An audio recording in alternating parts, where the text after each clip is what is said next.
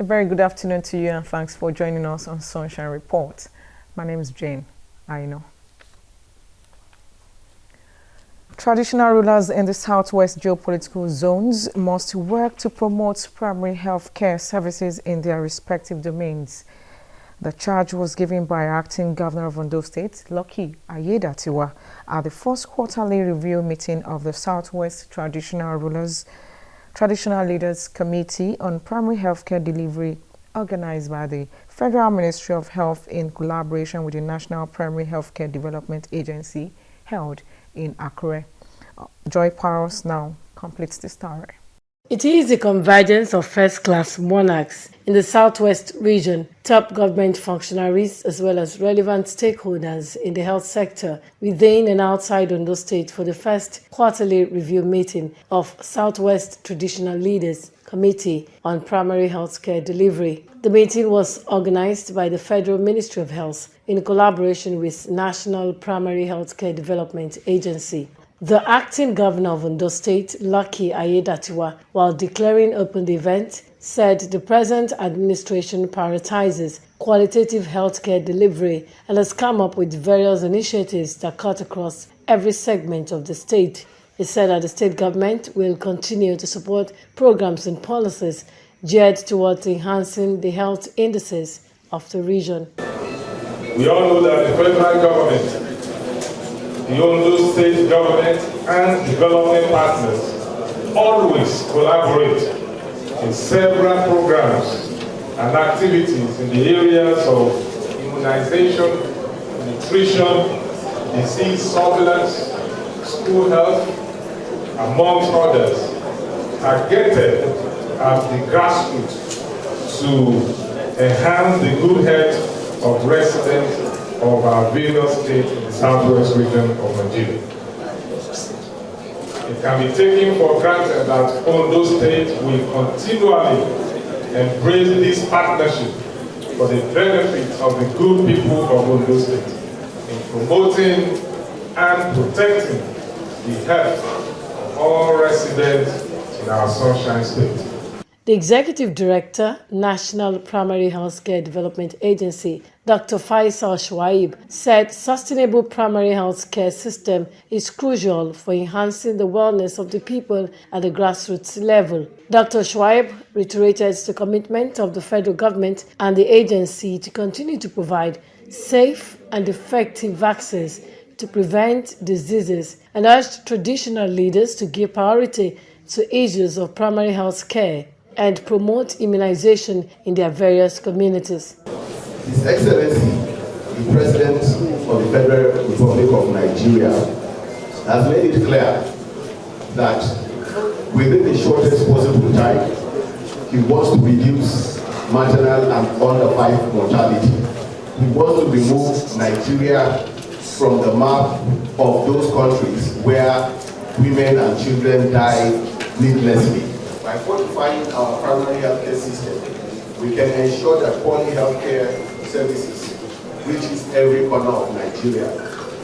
Your Majesties, this meeting presents yet another opportunity to deliberate and devise strategies to tackle the challenges facing our health system, identifying service delivery gaps and exploring innovative solutions to enhance PHC services in our communities through collaborative efforts. In their remarks, the chairman of the Southwest Traditional Leaders Committee, the Ooni of Ife, Oba Adeyeye Ogunwusi, and the chairman Ondo State Council of Obas, Oba Aladetoyinbo Aladelusi, promised to strengthen the health system by fostering community participation. Yes, we talk, but we must talk the walk. And we must walk that talk as well. And that's the essence of what you're trying to do all over the country. At some point, we know that in another part of our dear country, we have more challenges of health. I told you, Dr. Faisal, don't forget us in Southwest too now. Why are you doing like this? I said, Kabisi, we cannot forget you. I have to commend the Federal Ministry of Health in collaboration with the National Primary Healthcare Development Agency. So I thank you for doing all this for our people, for our children, because the children are our future. The primary healthcare system is the bedrock of any functional healthcare delivery system in the country. This meeting will help enhance efficiency in the system, especially at the grassroots.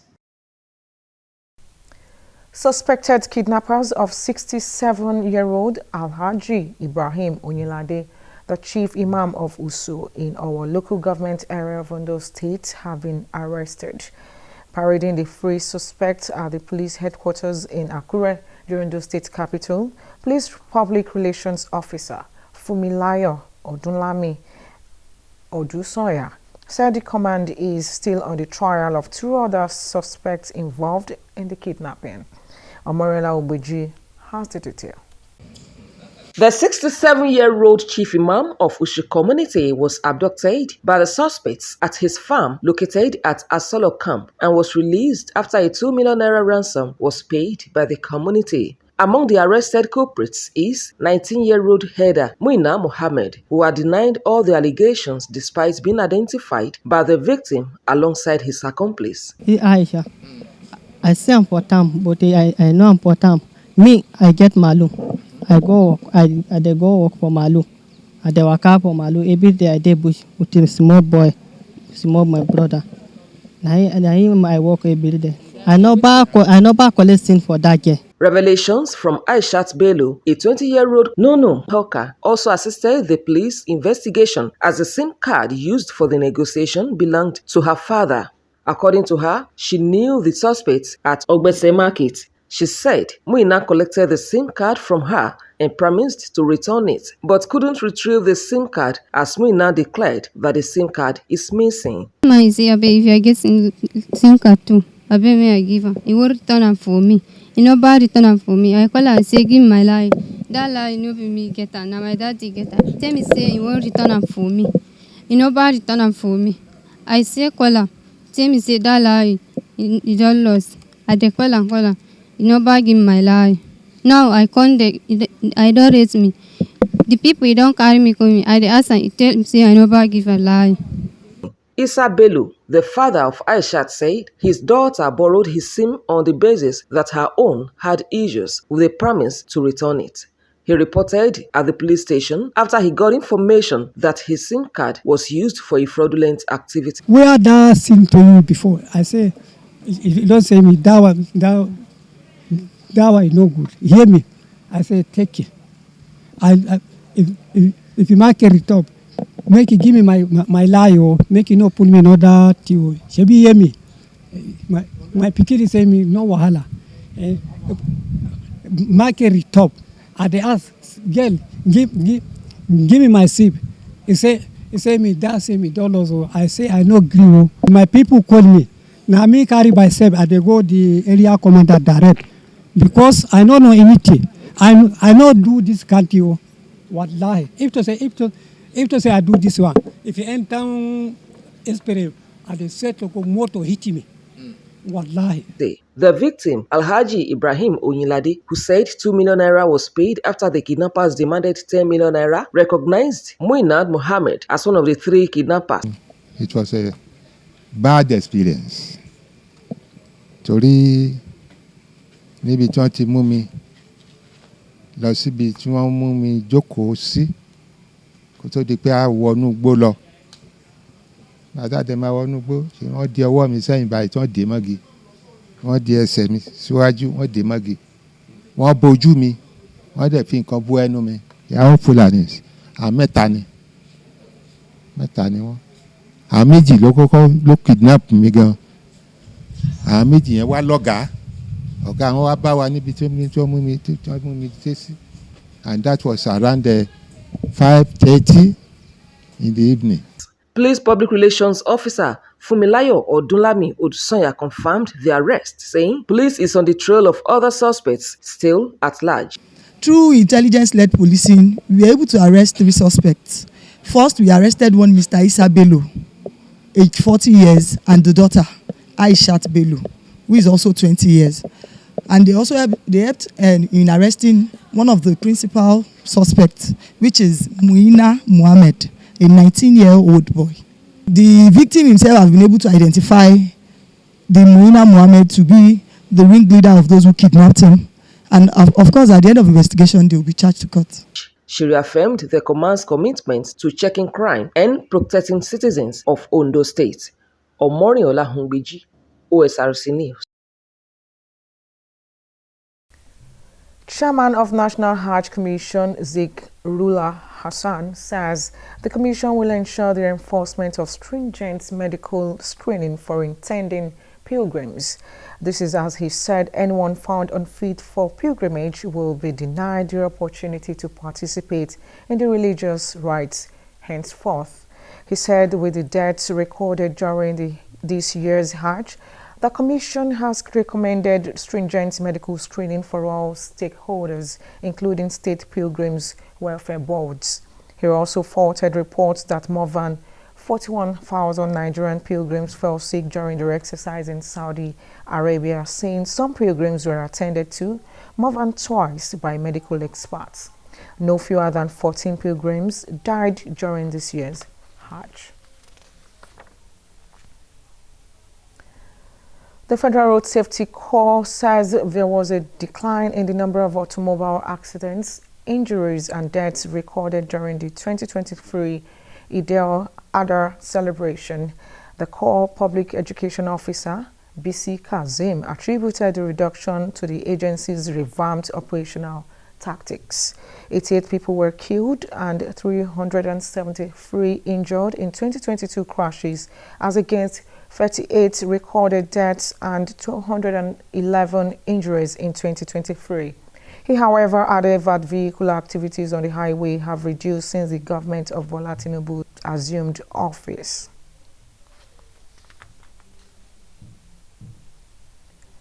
President Bola Tinubu and the Vice President Kashim Shettima, along with their party, the All Progressives Congress, have closed their defense in the joint petition filed by the Labour Party and its candidate, Peter Obi.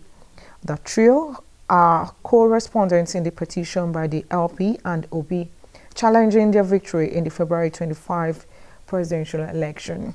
The respondents, through their team of lawyers led by Wole Olanipekun and Lateef Fagbemi, called their defense after tendering several documents and calling a witness to testify in the aid of their counter-arguments against the issues raised by the petitioners. Despite the objections by the petitioners, the five-man panel of the court, presided over by Haruna Samani, admitted that the documents are evidence and marked them as exhibits. Justice Haruna Samani said that the date for the adoption of the final written addresses would be communicated to the parties.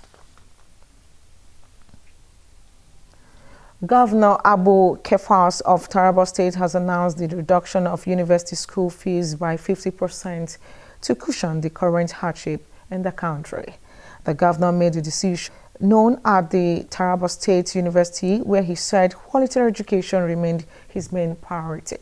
He expressed commitment to free education at the primary and secondary school levels in the state. Many of the university students expressed joy at the development, saying the reduction in fees will greatly enhance their lives. And away from that, Nigeria and Angola's combined shares in the ongoing courts by Organization of Petroleum Exporting Countries and its partners have dropped. According to production figures obtained from the organization, Saudi Arabia, UAE and Kuwait's shares of total OPEC production were over 10% higher than it was 15 years ago in May, while Nigeria and Angola's total shares during the same period shrunk by over 3% to below 9%. Nigeria's output fluctuated between 985,000 and 1.2 million barrels per day between the third quarter of last year and May. The report claims that Nigeria's capacity continues to be restricted by operational and security issues combined with low investment levels, leading to decline. The Energy Information Administration recently stated Nigeria was no longer Africa's highest crude oil producer due to disruptions which were threatening its production output. The House of Representatives have resolved that the Joint Admission and Matriculation Board JAMB should desist from any further action on the alleged manipulation of the Unified Tertiary Matriculation Examination UTME result by Ms. Ejikeme Mesoma. It called on JAMB to lift the sanction of barring the student from participating in the examination for 3 years pending investigation. This follows the adoption of a motion on a call to investigate the alleged manipulation of UTME results by Ejikeme Mesoma. The House also set up an ad hoc committee to investigate the alleged manipulation and report back in 3 weeks. It also resolved to probe JAMB facilities with a view to averting such situation in the future. And that will be all on Sunshine Report. Thank you very much for watching. Good afternoon.